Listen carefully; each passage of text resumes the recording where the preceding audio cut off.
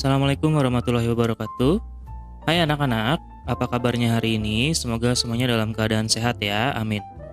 Baik, hari ini kegiatan kita adalah kita akan mempelajari satu lagu tradisional Sunda yang biasa dinyanyikan ketika sedang bermain. Nah, lagu apa?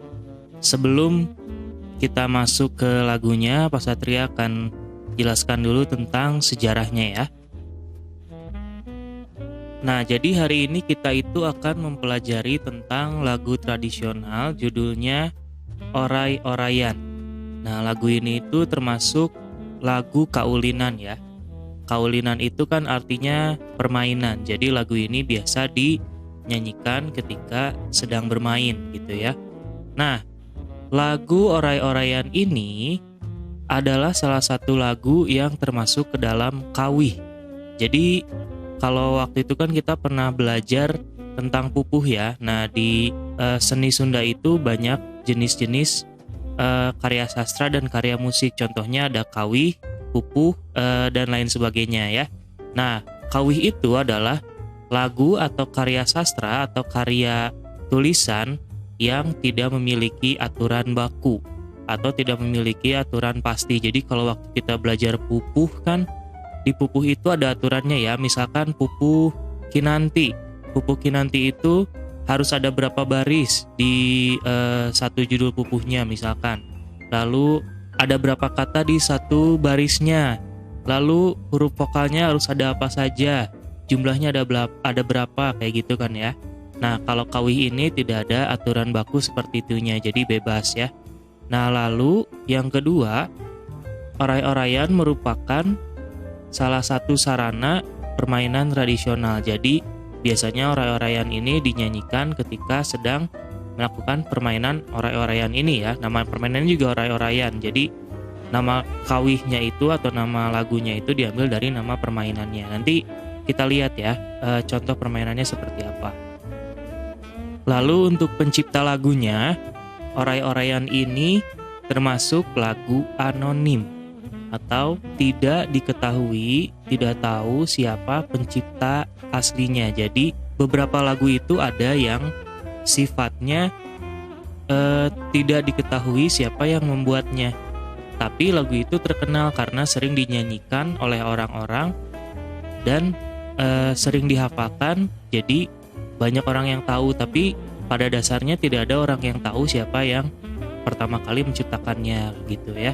Lalu lagu oray-orayan ini atau kawih oray-orayan ini tidak punya makna khusus. Maksudnya gini, dalam satu lagu kan biasanya ada maksud yang terkandungnya. Misalkan kalau kita menyanyikan lagu naik-naik ke puncak gunung. Nah, itu kan menggambarkan tentang keindahan gunung, lalu keadaan gunung seperti apa. Atau lagu Kebangsaan Indonesia Raya, itu tuh adalah lagu yang menjadi identitas atau menjadi ciri dari negara Indonesia kan. Cuma negara Indonesia aja yang punya lagu itu gitu loh. Nah, kalau oray-orayan ini tidak ada maksud khususnya. Jadi memang hanya diperuntukkan untuk permainan saja gitu. Hanya untuk menambah menariknya suatu permainan gitu ya. Tidak ada maksud dan tujuan khususnya.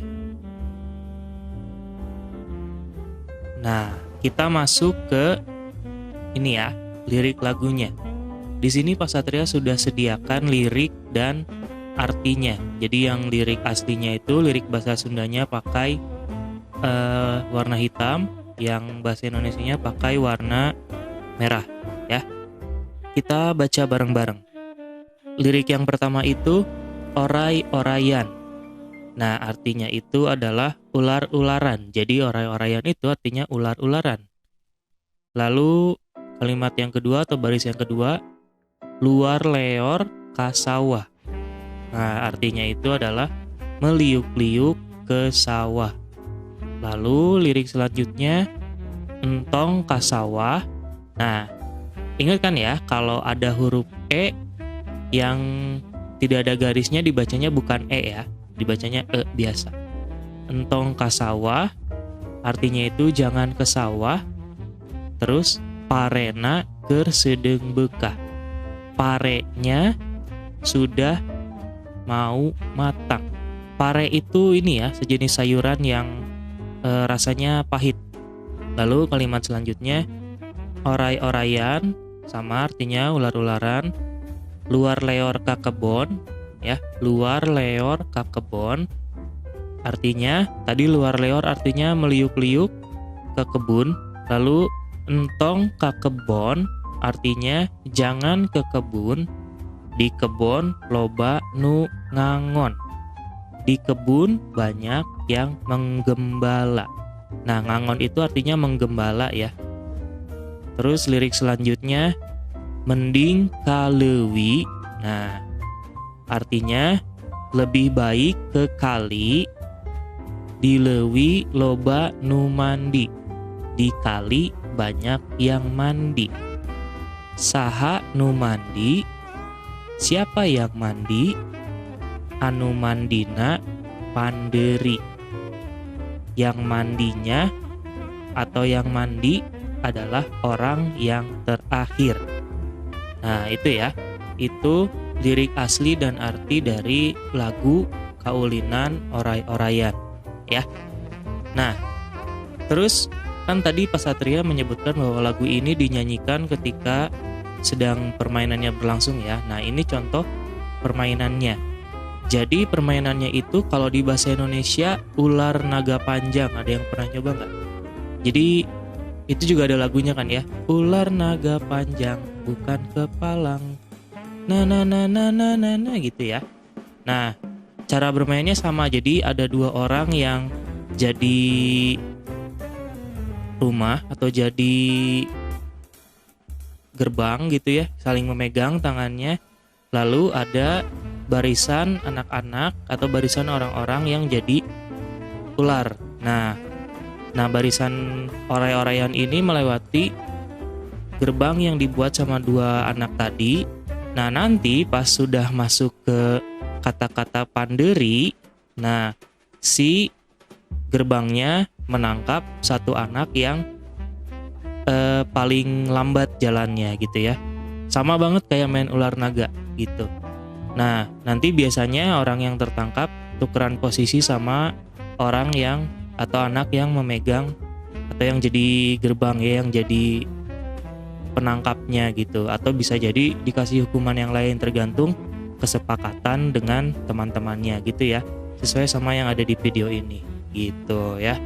Nah, anak-anak, Pak Satria sudah menjelaskan tentang lagu Kaulinan Oray-Orayan itu seperti apa, sejarahnya bagaimana, lalu liriknya juga sudah Pak Satria jelaskan di sini artinya masing-masing. Nah, sekarang silakan kerjakan tugas yang Pak Satria kasih di bawah ya. Ada tugas yang menjawab pertanyaan, ada tugas yang bernyanyi. Nah, nanti sebelum bernyanyi, silakan ikuti dulu pemanasan vokal yang Pak Satria buat di rekaman suara di bawah ya. Kalian boleh ikut pemanasan vokal bareng-bareng dengan Pak Satria lewat rekaman suara itu.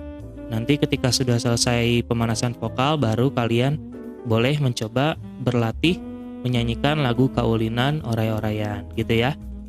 Baik anak-anak, kalau sudah siap, kita mulai kegiatannya ya. Selamat berkegiatan.